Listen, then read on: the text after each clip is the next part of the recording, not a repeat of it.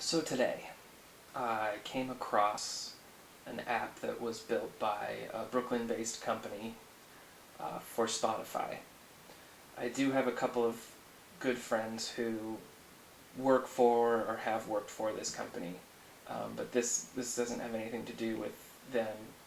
I love them and they're great. This is about the larger implications of allowing ourselves to go down some of these roads. So how this app works is you sign in with your Spotify account and it combs through all of your listening data, all your history, and it tells you which bands, which artists you listened to before most people, before anybody else, or before they, made it big in some sense. And I think what people get out of this is it's kind of a juice, a little burst of self-esteem, because it's supposed to make you feel cool, like you were there first, and you were an originator. I think there's even a sense in which some people would want to take credit for a band's success this way. I knew about this band before they were big, and now that they are, I get a piece of their cool, because I was there. Well, you weren't there. You didn't make any music. You more than likely didn't promote any of it. It doesn't mean anything that you listened to it before anybody else. There's no real cool to be found there. That's always been a problem in music, especially in like indie rock and kind of hipster culture. That doesn't actually do anything for you.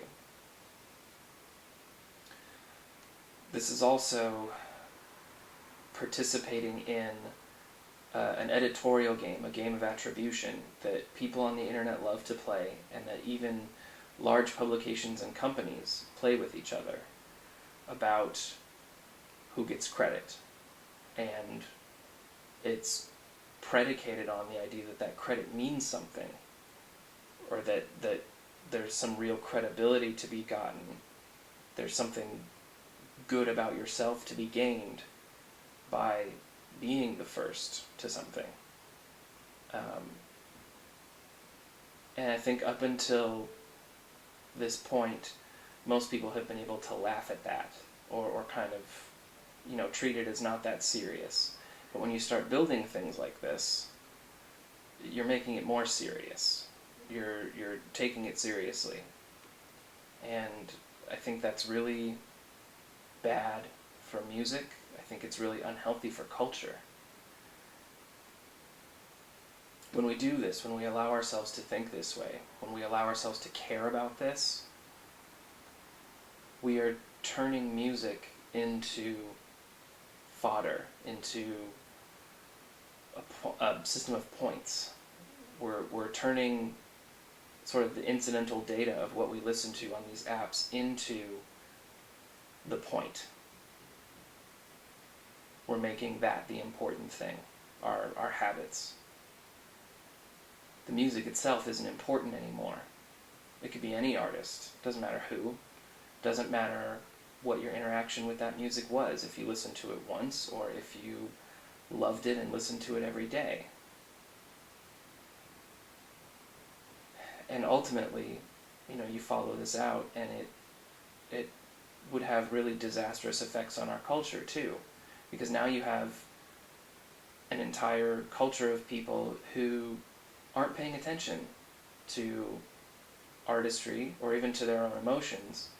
They're entirely focused on branding, basically. They're focused on how what they do looks to other people and what it says about them. You lose the ability to appreciate the things that were once important to you, like music, and you lose the ability to really have a culture to communicate with people openly and honestly, to share things. You can't do that when you're competing this way. It's not a race. It's never been a race. And if you treat it like one, you're going to ruin it for the rest of us.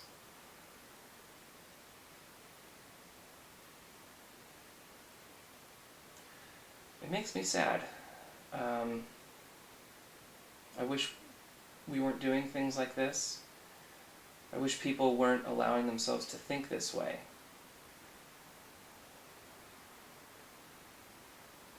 It shouldn't be how it works. People shouldn't be treating music this way. It's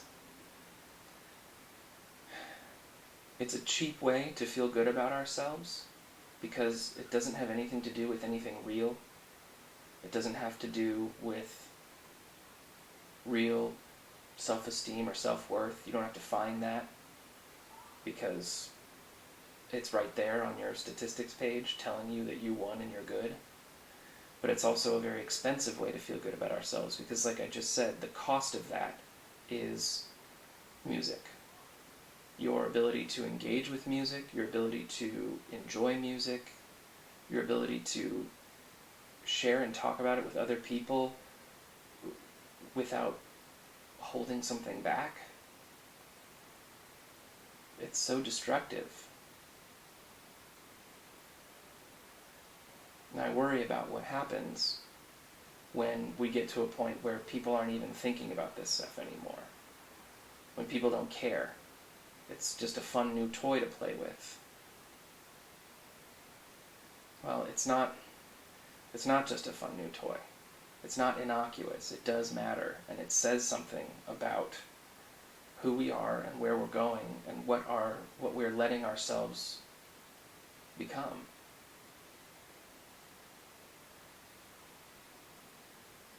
I hope people do think about it.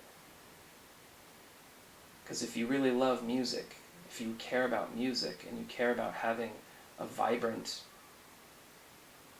rich culture, you can't let it devolve into a game of meaningless one-upsmanship like this.